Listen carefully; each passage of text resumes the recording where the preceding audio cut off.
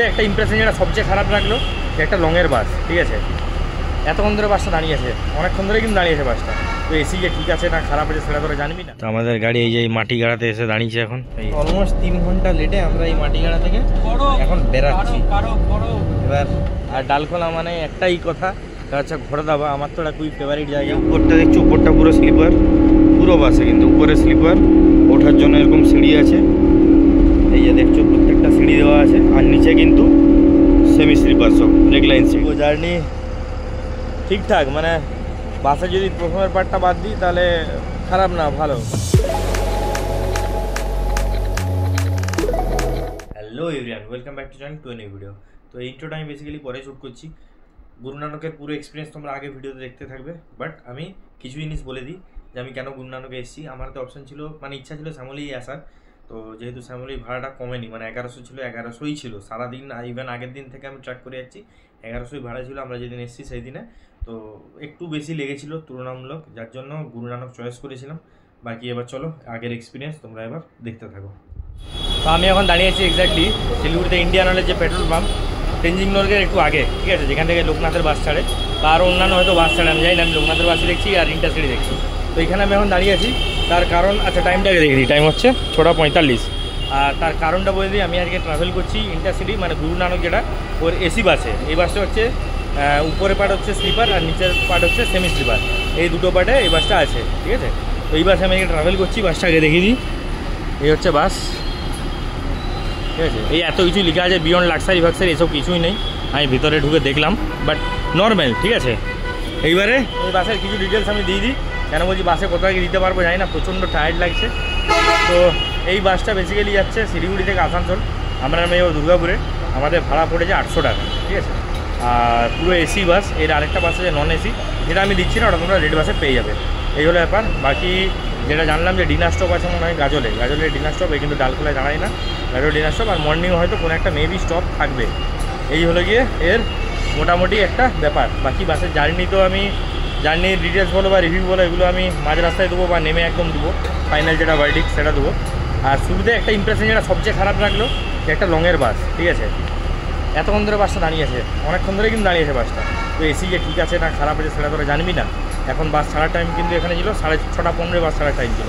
আমরা অলরেডি এসেছি 6:20 এখানে। তারপরে টিকিট কেটে উঠেছি। এবার উঠে দেখছি, বুঝতে পারিনি প্রথমে অতটা, কেননা সেই উঠেছি, কিছুক্ষণ যাওয়ার পর দেখছি গরম লাগছে।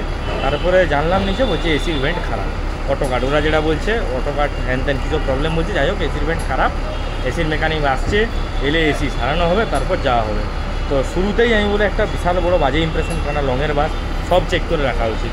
এদিক দিয়ে বলবো যেগুলো সব মানে রেপুটেটেড কোম্পানি আছে, ওদের এসব আশা করি, আমি তো কোনোদিন ফেস করিনি, আমি এতবার যাতায়াত করছি, ঠিক আছে। তো এই মোটামুটি একটা ওভারভিউ দিয়ে রাখলাম। বাকি এবার জার্নি করতে করতে ডিটেলস দেবো, সিট কেমন কী দেখাবো। আমি যা দেখলাম রেগলাইনার সিট আছে, এবার কতটা কী হয় না হয় সেটা জার্নি করতে করতে দেখাবো। বাকি বাসের যা যা অ্যামিনিটিস আছে সেগুলো জার্নি করতে করতে দেখাবো। চলো বাসে উঠে যাই, উঠবো কি এখন, নিচেই দাঁড়াই, আসুক, এলে সারানো হোক, তারপর ছাড়বে। বাস এখন আপাতত ছাড়লো, টাইম দেখিয়ে দিই 7:10। তো এসির যে প্রবলেম ছিল সেটা প্রবলেম এখনও আছে, হয়নি ঠিক। তো বাস এখন বলছে মাটিগাড়া নিয়ে যাবে, সেখানে গিয়ে রিপেয়ার করবে, তারপর গাড়ি বেরাবে। তো এটা খুবই একটা, মানে প্রথমেই একটা ব্যাড ইমপ্রেশন খুব। এত লংয়ের গাড়ি, যেটা আগে বললাম যে এত লংয়ের গাড়ি প্রথমেই ওদের যে গাড়িটা তখন হল্টে থাকে তখনই রিপেয়ার বা দেখা উচিত ছিল, তখন না দেখে এখন এত প্যাসেঞ্জার নিয়ে। আর আমাদের লাস্টে আমরা টিকিট কাটলাম তখন তো প্রবলেম ছিল, তো তারপরেও টিকিট কাটাটা ওদের ঠিক হয়নি, আগে বলা উচিত ছিল। যাই হোক, দেখা যাক এবার কী সলিউশন হয়। এখন তাই মাটিগাড়া যাই, তারপর দেখছি কী হয় না হয়, সেই মতো আপডেট দেবো আমাদেরকে। তো আমাদের গাড়ি এই যে মাটিগাড়াতে এসে দাঁড়িয়েছে এখন, এই এসি রিপেয়ার হচ্ছে, কখন ঠিক হবে গড নোজ, হোক বলে বেরাবো। পুরো মুড কেচড়ে গেল একদম জার্নির শুরুতেই। তো মাথা ব্যথা এমনিই ধরে আছে, বাস ফাস ঠিক হোক, ছাড়ুক, তারপরে রানিং হলে আসছি, ঠিক আছে। এই আপডেটটা তোমাদেরকে দিয়ে রাখলাম। আর টাইমটা এখন দেখি রাখি, টাইম হচ্ছে 7:30, ঠিক আছে, 7:30 বাজে। আর এই হচ্ছে মাটি গাড়ি, আমরা দাঁড়িয়ে আছি। চলো বেড়ালে তারপরে আসছি। দেখ এই গাড়ি ছাড়লো, টাইম দেখে দিই কটা বাজে, দেখে না 8:53। ইলেকট্রিক্যাল কিছু ইস্যু ছিল এদের, অলমোস্ট 3 ঘন্টা লেটে আমরা এই মাটিগাড়া থেকে এখন বেরাচ্ছি। এবার জানি না কখন কি দাঁড়াবে, কি হবে। পুরো শুরুতেই মুডটা খারাপ করে দিল পুরো। দেখা যাক রাস্তায় কত না মেকআপ করবে জানি না।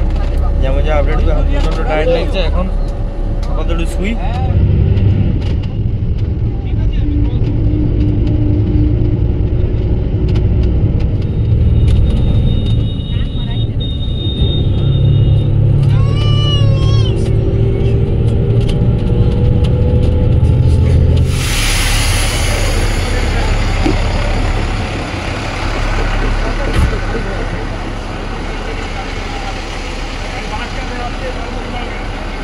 জাস্ট আমরা এসে এখন পৌঁছালাম ডালখোলা।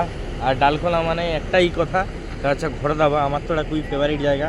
আর আমি একটা জিনিসে খুবই এদের উপর খুশি হলাম যে এরা অ্যাটলিস্ট এইখানে দাঁড়িয়েছে। এদের দাঁড়ানোর কথা ছিল অ্যাকচুয়ালি গাজলে, সেটা 6টা 15 বাস ছাড়লে, মানে রাইট টাইমে বাস ছাড়লে 6টা 15 ছাড়লে গাজলে দাঁড়ায়।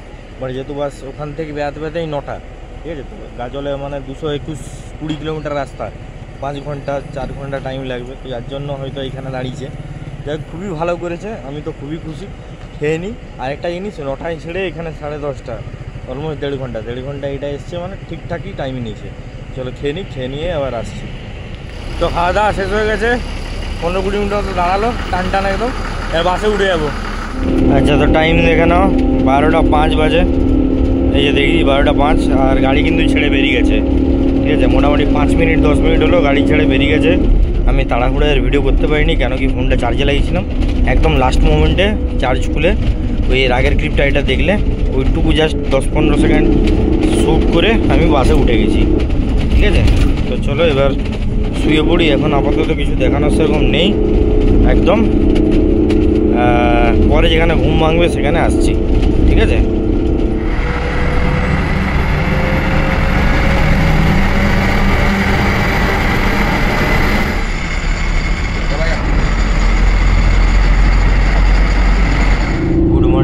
এই জাস্ট উঠলাম, সেই রাতে খেয়ে শুয়েছি, তারপরে এখন উঠলাম, কেননা প্রচণ্ড টায়ার্ড ছিলাম, অনেক লম্বা জার্নি ছিল। আর এখন টাইম দেখে দিই, টাইম হচ্ছে এখন 6টা 15। আর এখন আমরা এই ক্রস করলাম ওই রামপুরহাট মল্লারপুর পেরিয়েছি কিছুক্ষণ হলো, ঠিক আছে। তার মোটামুটি 90-95 কিলোমিটার তো ম্যাক্সিমাম জার্নি বাকি আছে। খুব চললে 2 ঘন্টা লাগবে, মানে 8টা 8:30 মধ্যে আশা করি নেমে যাবো। যদি কোথাও না দাঁড়াই, এখন জানি না কোথাও দাঁড়াবে কি না, সেটা তো বলবো, আপডেট দেবো যদি কোথাও দাঁড়াই না দাঁড়াই। বাকি জানি নিয়ে কী বলবো, মোটামুটি খুব ভালো হয়েছে। আর এই ডালখোলার পরে নেই, আমি শিলিগুড়িতে অ্যাকচুয়ালি শিলিগুড়ি ক্রস করার পরে ঘুমিয়ে গেছি, কেন কি ফোনে চার্জ ছিল না। তারপরে চার্জে বসে ঘুমিয়ে গেছিলাম। ওই যে একদম ডালখোলায় বাস দাঁড়িয়েছে, আমি উঠেছি, দিয়ে এবার তোমাদের ওখানে দেখেছি, দিয়ে আবার ডালখোলাতে আবার ঘুমিয়ে গেছি খেয়ে। তো বেশি কিছু বলা হয়নি। এখন আমি দেখাবো তোমাদেরকে বাসে কী কী অ্যামিনিটিস তোমরা পাবে এনে। তারপরে সিটে বসে আমরা কী কী পাচ্ছি দেখে নিই।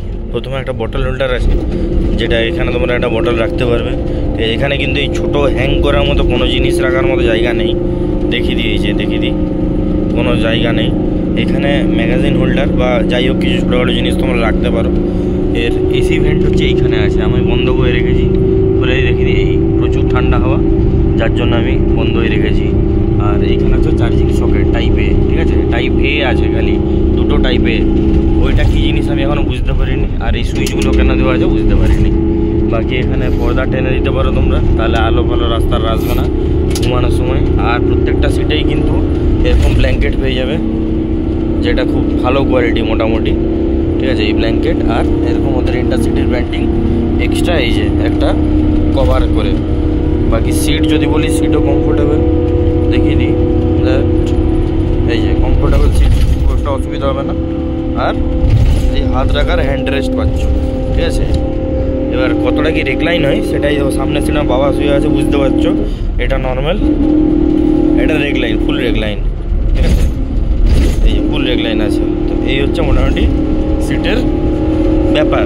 বাকি এই যে উপরটা দেখছো, উপরটা পুরো স্লিপার, পুরো বাসে কিন্তু উপরে স্লিপার।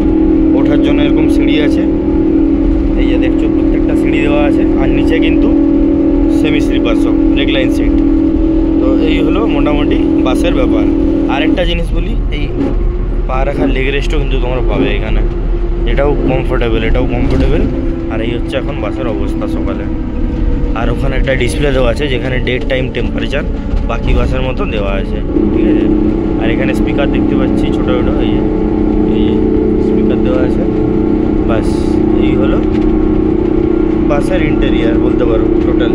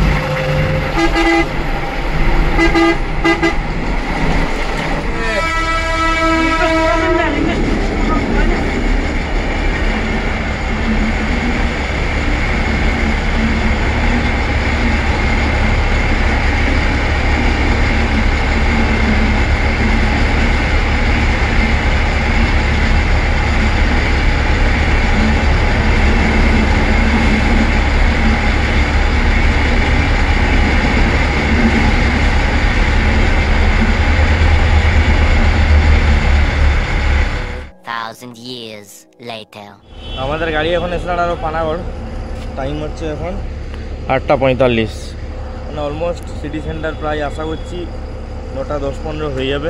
এখানে তেল নিতে গাড়ি দাঁড়ালো। কী বলবো, জার্নি ঠিকঠাক, মানে বাসে যদি প্রথমের পার্টটা বাদ দিই তাহলে খারাপ না, ভালো, মানে সিট ফিটগুলো ঠিকঠাকই ছিল, বাকি চার্জিংয়ের সকেট ছিল, এসি ঠিকঠাক কাজ করছিল, যেটা মেন প্রবলেম এসি রিপেয়ার করার পর এসিও ঠিকঠাক কাজ করছিলো, তো ঠিকঠাকই জার্নি। আর খাওয়ার জায়গা রাইট টাইম থাকলে তো অন্য জায়গায় দাঁড়ায়, তখন আমি জানি না কেমন কী খাবারের, বাট আমরা গাড়ি লেট হয়ে একটা জিনিস তো ভালো হয়েছে, খাবার জায়গাটা অ্যাটলিস্ট ভালো জায়গায় দাঁড়িয়েছে, খেতে পেয়েছি ভালো, বাস এই ব্যাপার। বাড়িজনের নামি নেমে পরে আবার আসছি।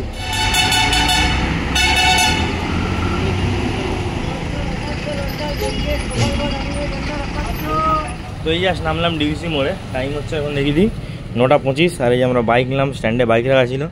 আর বাকি আমাদের যে ফ্যামিলি তারা এই মুচিপাড়াতে নেমেছে, ওখান থেকে অটো নিয়ে বাড়ি চলে গেছে। আমাদের বাইক রাখা ছিল বলে এখানে আনলাম।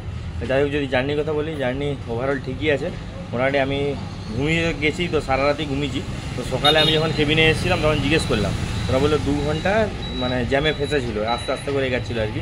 তো 2 ঘন্টা জ্যাম না থাকলে অলমোস্ট কিন্তু 10 ঘন্টা 10.5 ঘন্টা আমরা দুর্গাপুর পৌঁছে যাওয়ার কথা ছিল। বাট যেহেতু 2 ঘন্টা জ্যাম, তাও আমি যদি বলি 9টা 9:30 ওখানে ছেড়েছিল মনে হয়, এখানে 9:30, ওই 12 ঘন্টা অ্যাপ্রক্সিমেটলি টাইম লেগেছে। তো সেই তুলনায় বলে ঠিকই আছে, প্লাস মোটামুটি ভিতরে সব ঠিকঠাকই ছিল। আর স্টাফ বিহেভিয়ারে বলতে আমি অতটা ইন্টারাকশান করতে পারিনি, যার জন্য স্টাফ বিহেভিয়ার আমি বলবো যতটুকু করেছি সেই অনুযায়ী ঠিকঠাকই আছে, ঠিক আছে। তো এবার দেখো বাকিটা তোমাদের কল, তোমরা যদি এই বাসে যাতায়াত করতে পারো চাইলে যেতে পারে। এমনি কমফোর্ট অনুযায়ী যদি বলি ঠিকঠাক, খারাপ না। আর ওই শুরুতে যে যান্ত্রিক গণ্ডগোল হয়েছিল সেটাও আমি বলবো রিকভারি হয়েও গেছিলো, এমন না, টাইম লেগেছিলো, টাইম টেকিং, বাট যাই হোক হয়ে গেছিলো। তো এই একটা ভালো জিনিস। তো দেখলে তোমরা জার্নি, বাকি আবার নিজেরাই তোমরা ডিসাইড করে নিতে পারবে। তাহলে ভিডিওটা এখানেই শেষ করছি। পুরো একটা সিরিজ কমপ্লিট হলো সিল্ক রুটের, পার্ট বাই পার্ট ভিডিও দেওয়া আছে, টোটাল ভিডিও দেখতে পারো, ঠিক আছে। চলো দেখা হচ্ছে আবার পরের ভিডিওতে, তখন বাই।